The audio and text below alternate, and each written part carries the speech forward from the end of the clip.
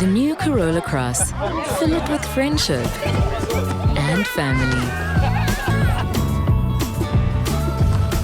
The new Corolla Cross. Filled with life. High-flying Kaizer Chiefs, forever winning Kaizer Chiefs. They've moved now to the second position in Betway Premiership. Now they're on 30 points. Just 2 points behind Mamelodi Sundowns, having played the same number of games. The last time they lost a game, I don't even think abantu basakhumbula ukuthi when was the last time Kaizer Chiefs lost a game. They've been winning, whether it's a Betway Premiership, whether it's CAF Confederations Cup, they keep on winning. Namhlanje bawinile bebetha ke iMarumo Gallants. Ibingekabethwa ekhaya nayo kwimidlalo yayo A6 edlulileyo. Drusha 4 yawina 2. Nayo iMarumo Gallants igqibele kudala uwina. The last time they won a Premiership game was on the 19th of October. That was 3 months ago. Bonakala ngathi indlela abayikhonhle, and they're just 4 points per ezantsi. 4 points above 16th place Chippa United. Bobsin, molo mhlobo munjani? Right yini uGrand Arthur? I'm okay, my brother. I'm okay. Ngiyajabula ukubona ithi ngibulise uShane, ngibulise uTsongo, ngibulise uJunior no Mr Nkewu. Yeah. Ngicela ubuza Shane, yenzani pressure? Iya decrease or ya increase? Uma ubona simo singalendlela lapha ku Lockstar. Bobsin, I should be asking you that question. You're the one who's sitting on top. Number 3 now. I don't know. No, angisho ngibuza ngoba before le match boku position 2 mnganami. Manje ku position 3. Ngibuza ukuthi ithini pressure kuwe. Mina ngathi le team lapha ku position 1 ukujwayele lokudlala under pressure, ijwayele ukuthi kuba khona ama deputy vela ahlala abalandela ngemuva. So ngibuza wena mina, uma ubona abanye ongajwayelanga baba la phambili kwakho. No, no problem. They are second, they are behind you. They are chasing your thing, not my thing. So I should be asking you, are you feeling the pressure, man? Because no, ngicela ukusho I pressure angifeel na kancane because ngijwayele ukubabona ngibabhekela lapha. Then we are done. Yeah, I understand. So ngibuza wena ngoba wena. No, okay, ujwayele ukubabona la. No, Bobsin, I'm saying no problem. But I'm asking, ujwayele ukubabona bala. No, andibazi bakhona baphi? Baqala vini sizwe. Ngibuzile ngathi mina lama footstep ayeza ngapha uyawezwa yini. Bobsin. Because abesitsho namhlanje manje enjonga mphinda jonge nawe. Endifikile. And ufikile because now it's there. Usho njalo uthi. Let's dive into it. Ubone njalo namhlanje. Yeah, Shane. Obvious angeke ngihlale ngalibongisa leli cembu ukuthi lidlale away lubuye namaphuzu awu3. Yeah. Into ebalekile Shane. Ukugrind nama results angisho uyazi ukuthi ubuyapi njenga team efana neChiefs manje idlala iConfed. Ngiyacabanga ukuthi uma ngabe idlala kahle kuConfed ibiya nama point away. Idlala la ekhaya ibiya nama point away. Kusho kona ukuthi khona bakulungisile kulama previous season esikade siwabona. iChiefs I collect ama point la bengavamisile ukucollect khona. So mina ngibona improvement kule Chiefs ya last season.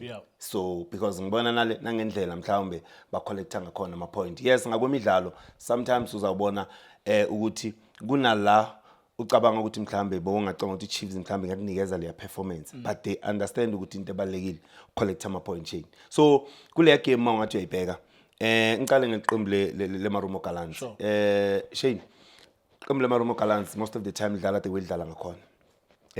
Abanasi striker since kwahamba umdlalo ofana nabo Zindonga lapha kule team. Abanayo imidlalo mhlawumbe emgadle ngathi angabanikeza something mhlawumbe abanikeze le center back yama opponent ukuthi always kumele basebenze. No, bafuna ukudlala ngama number 10 now 2. Namhlanje siyambona uNdlondlo noMpambaniso. Bayabuya bafuna ukudlala la khona kunosithole noBhansi phambi kwabo. But into ekhona, yes, beba dominate first half uma ungabheka ngeball position, but bebangasi threats kulicembu leKaizer Chiefs. Bebazama lento ukuthi bafuna ukuthi balinoke iKaizer Chiefs ibuye kubo so that because of banabadlali abafana nabondlondlo mpambaniso ngespeed, but unfortunately i-team efana ne-Chiefs ayizange ibe disorganized lapha emuva. Uma ungathi uyabheka into bebayenza umdlalo ofana noMcCarthy, he played very well Shane today, lo mdlali banoQuinica bebenza lento ukuthi bangaphushi kakhulu beze la kubo, bebasplita kancane ukuthi at least bavule i-distance la khona banikeza umdlalo ofana noMabuye i-rule yokuthi agade lesa space. So ngiyacabanga ukuthi le plan yabo befuna ukuyenza beMarumo Gallants ayizange isebenze because bafuna ukusebenzisa uMabuza ku left ukuthi azame ukuthi attack basebenzisa umdlalo ofana noUtladisa, but bebabuye uTladisa uyambona ukuthi bayanga function ngalendlela offensive, bekubadlali bokuthi nje bafuna ukulinokha, but iChiefs yenzani noMarco overlap kakhulu, uyazi ukuthi okay labantu abafuna le space bafuna ukusebenzisa ngale pace, but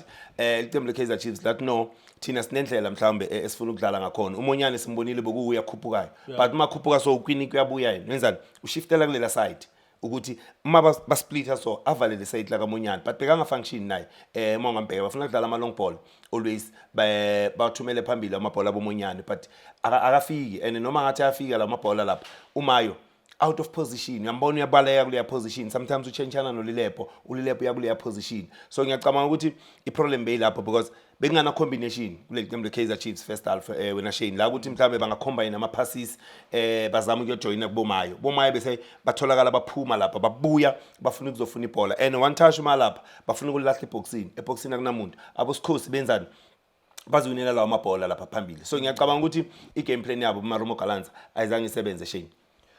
And good guy like the Chiefs, I've noticed Umayo, since he came back from injury, he hasn't gotten a goal for Kaizer Chiefs. And Jongile Bobo, I remember Umayo ufika Kaizer Chiefs, he scored on his debut and he was buzzing. Remember that game, when they playing against, was it Arrows? No, not Arrows. But there's a game where he made his debut and he scored. Yeah. But it seems like the goals are not coming. And he keeps on being substituted. If I got substituted at half time, very early in the second half, they substitute him. Because remember, against Zesco, half time Zangabui.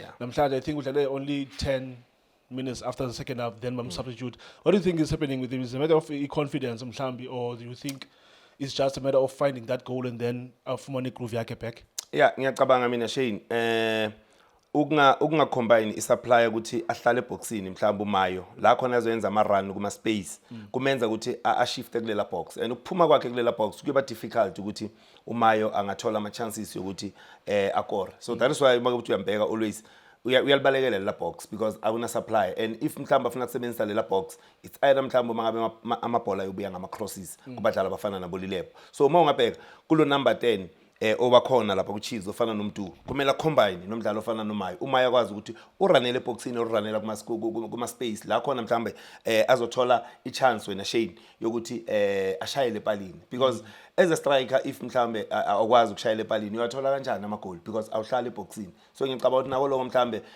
kuya kumaffect kakhulu umdlalo ofana noMayo ukuthi angatholakali kuma position right, and ungambheka uyambona ukuthi ngathi frustrated most of the time, akana balance amabhola eza unokwaluza amabhola sometimes unokuwa ungazi ukuthi mhlambe umdlali akekho balance mhlambe ipitch kwenzakalani. So ngiyacabanga ukuthi iyam affect into efana naleyo Shane, but uma ungathi uyayibheka the way ubheka iqembu le Chiefs lidlala ngakhona liyamdinga lo mdlalo okuhlala lapha kuleya position wena Shane kulela box, because uyambona uLilepo umuntu oletha la cross ushaya enye into namhlanje Shane.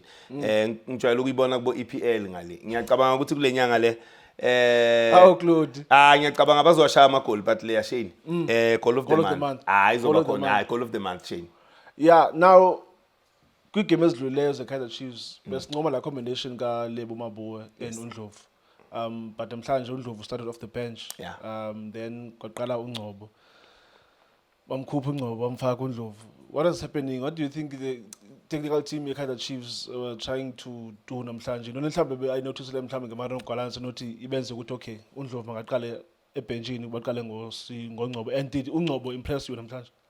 No Shane, ngiyacabanga ukuthi i-technical team ye-Chiefs into ebayibhekile mhlambe bebadinga uNgcobo mhlambe kube umdlalo offensive azobanikeza lama pass, because uma ungabheka uNdlovu noMabuye it's either mangabe mhlawumbe umabuye uphambi kwaNdlovu especially ukukhipha lawo maphasi ngiyacabanga ukuthi ukuletha lo yamdlali nalento ukuthi last game yabo mabadlala nalama team sometimes bayibheka lento ukuthi bekunabo bani mangabe imidlalo ukhona they know ukuthi umdlalo unokudlala kahle masidlala nale team sometimes bayamletha so ngicabanga ukuthi Ngcobo mhlambe ile rotation coach mhlambe ayenzayo ukuthi no let bring umdlalo ofana noNgcobo ngibona icombination ukuthi izosebenza yini na uma nomabuye but ayizange isebenze le combination chain yalabadlali that's why ngibona ngathi bamgcina isikhathi eside la khona ngibona uma sebaletha uNdlovu at least bese kukhona le combination abayenzayo laba badlali because Kaizer Chiefs second half shade idlale kahle ngifuna ukutshela manje ibuyile second half ngibone first whistle second half ila Chiefs khona bese iforced ukuthi asiba press labadlali because bazamile ukabsorb le pressure eMarumo Gallants first half but second half bayabuya bona bafuna ukwenzani bafuna ukupressa le team because they are tired now abondlondla basawenze lama run nabo mpamaniso labe kade bawenze into abayenzayo manje ukucommit ama foul because angeke urun the whole 90 minutes so it Chiefs into enzile ukabsorb le pressure bo McCarthy njengoba ngisho ngithi udlale kahle kakhulu mabuye top performance chain ngiyacabanga ukuthi njengoba ngisho ngithi kule midfield ye Chiefs uma ngabe umabuye uzoba ngekho ngibona kuzoba ne problem chain uma mabuya ngabanye because uyambona ukuthi uyayicontrol le midfield uyakhona ukuthi iChiefs ine direction mawafuna ukudlala first half njengoba ngisho ngithi laba bazama ukugcwalisa midfield yabo ngabo Barnes because abo Barnes beba dominate mangabheka nabo Sithole beba dominate because of into abayenza ukuthini ukuthi abondlondla ba press le defense izama ukuthi ikhahlela amabhola so that bona bazen balwine bakwazi ukudlala so but uma ungabheka abo mabuye kule second half udlale kakhulu Shane because bese aba ne creativity uma ungambheka ku manje bekazama ukuza because uyazi ukuthi uNdlovu sekakhona azama ukuza at least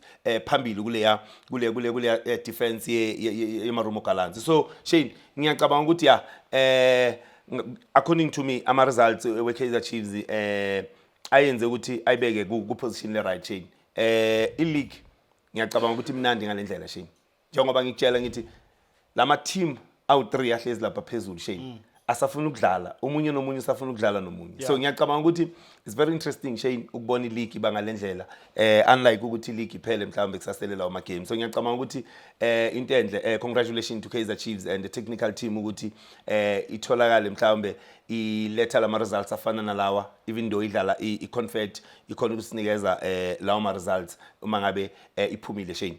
Thank you so much, Bobo. Mdlalo we Kaizer Chiefs Betway Premiership. Kaizer Chiefs moved to second phaka kwilog ye Betway Premiership asibethele ke Marumo Gallants namhlanje bana 30 points emveni kwemidlalo ke A15.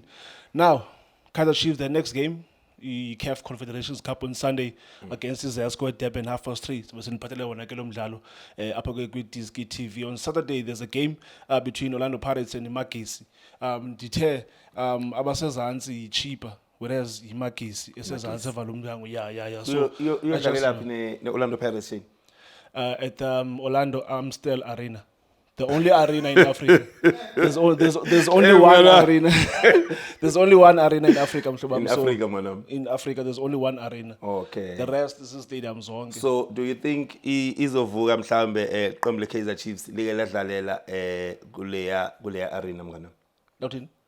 No. So to Derby, National Stadium. Only Chiefs. National Stadium. So only Chiefs. That's the only game. That's the only team. That's the only game edlala National Stadium. Okay. Yes, mhlobo. Ngiyabonga mngana. Thank you so much. It's Kaizer Chiefs, Marumo Gallants rather, nil, Kaizer Chiefs 1. Thank you so much for watching Itiski TV. Hola Bafethu, this is Junior Kanye. Please subscribe to Itiski TV. This is Bongane Benedict Villagazi, they call me so. Niyazi Bafethu, I'm a coach for life. They are back in winning ways. Please, I tell you to subscribe to Itiski TV.